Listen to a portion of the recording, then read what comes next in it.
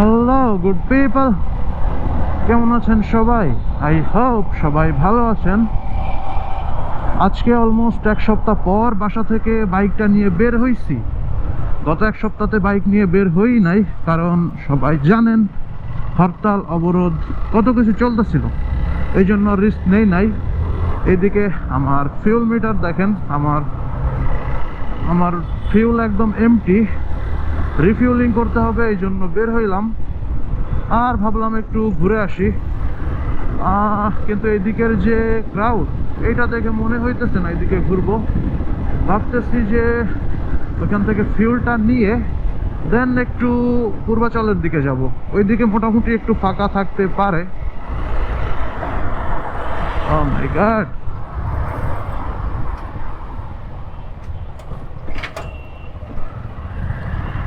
Anyway, তো তো তো তো চলেন আগে রিফিউলিং করে নেই, রিফিউলিং করে দেন আমরা পূর্বাচল যাব।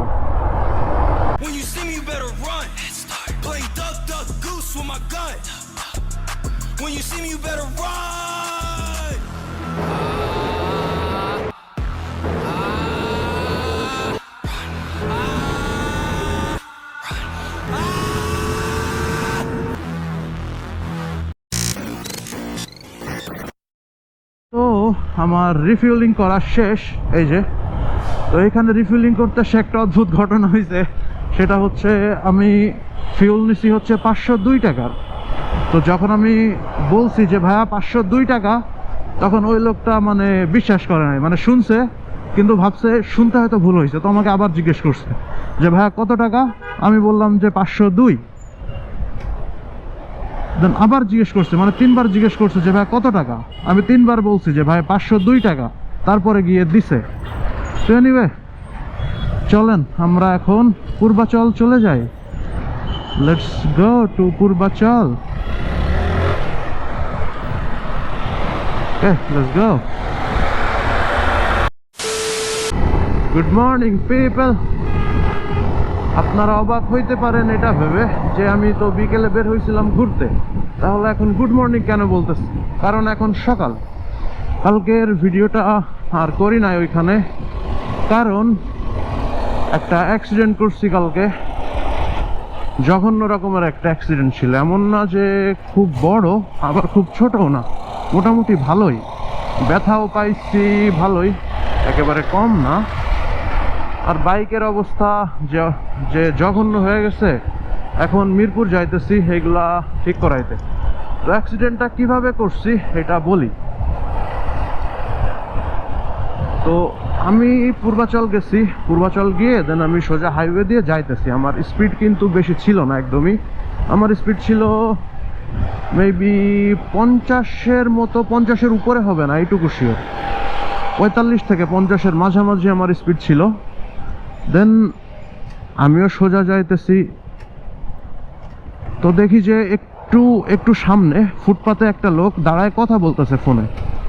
তো উনিও আমার দিকে তাকাইছে, আমিও ওনার দিকে তাকাইছি। তো উনি যেহেতু চুপচাপ ফোনে কথা বলতেছে, এই জন্য আমি চলে যাইতেছি। তো যখনই আমি ওনার কাছাকাছি আসছি, উনি রাস্তা পার হওয়ার জন্য জাস্ট ফুটপাত থেকে রাস্তাতে নেমে আসছে। আর তখনই আমি ফুল ব্রেক করছি, কিন্তু ব্রেক করেও আর কি হয় নাই।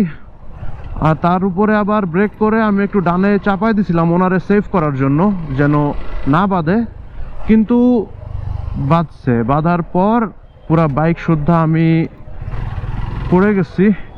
পড়ে যাওয়ার পরে বেশ খানিকটা বাইক আর আমি দুইজনই একটু সরে, মানে রাস্তায় পুরো ঘষতে গেছি, যার কারণে এই যে দেখতেছেন মিররের অবস্থা, পুরো বাইকেরই একটা জঘন্য অবস্থা।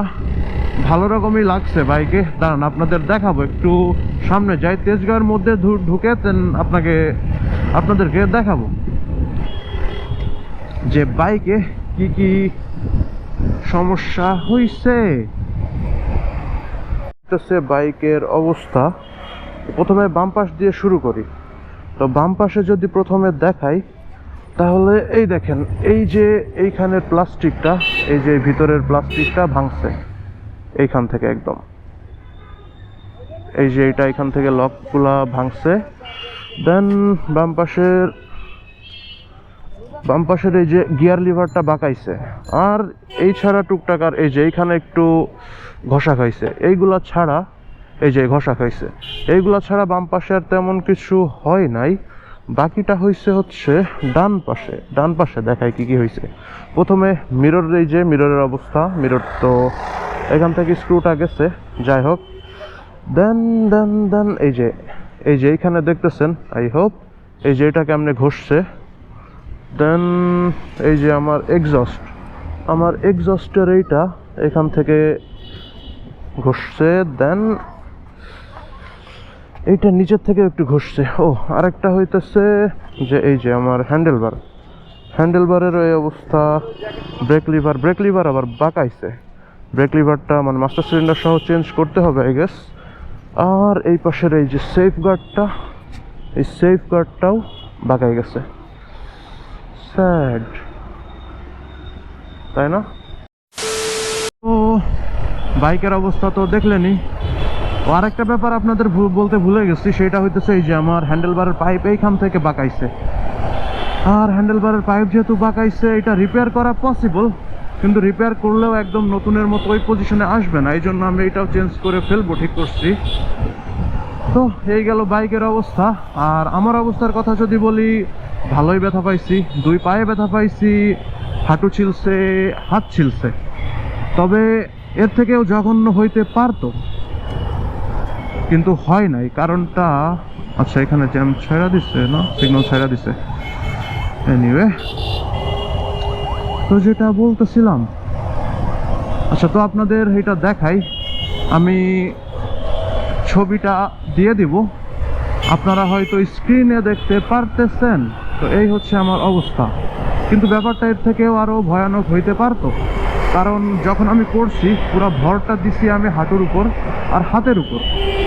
তো হাতে ভালো মতোই লাগার একটা চান্স ছিল, কিন্তু থ্যাঙ্কস টু মাই মোটোলস গ্লাভস, এই গ্লাভসের জন্য আমার হাতে তেমন লাগে নাই, তেমন কিছুই লাগে নাই।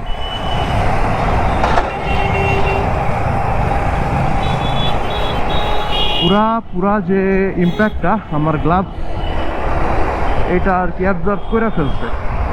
আপনাদেরকে দেখাবো, ওয়েট। এই যে এইখানে দেখতে পাইতেছেন কিনা আমি জানি না, এই যে পাম্পসের যে প্লাস্টিকটা, এই প্লাস্টিকটা যে ঘষা খাইছে ভালো মতোই। এর থেকে বোঝা যাইতেছে যে আসলে কেমন হইতো যদি গ্লাভসটা আমার হাতে না থাকতো। তাহলে একটু ভালোভাবে দেখায়, হ্যাঁ।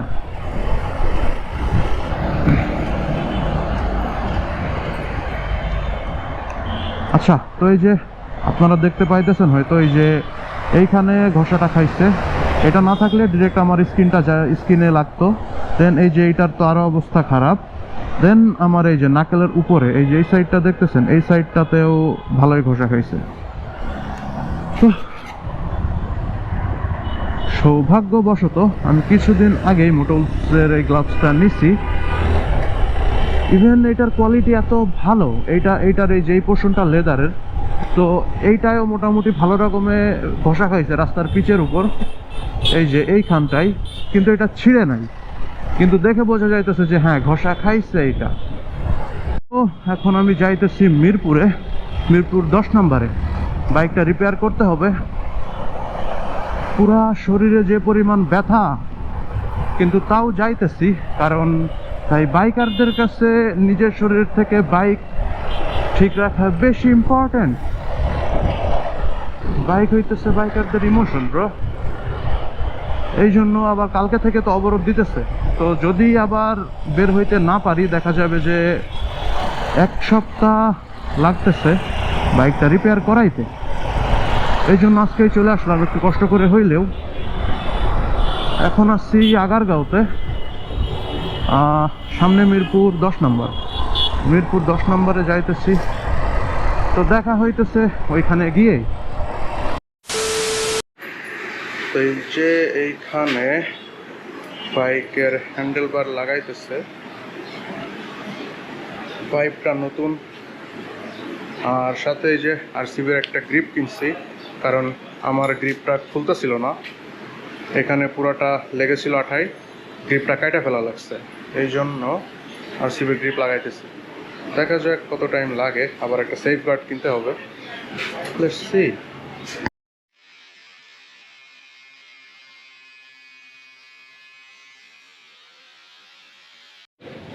আচ্ছা, তো এখানে আমার এই যে বাইক দেখতেছেন, বাইকের কাজ করানো শেষ। তো দেখাই কি কি করাইলাম।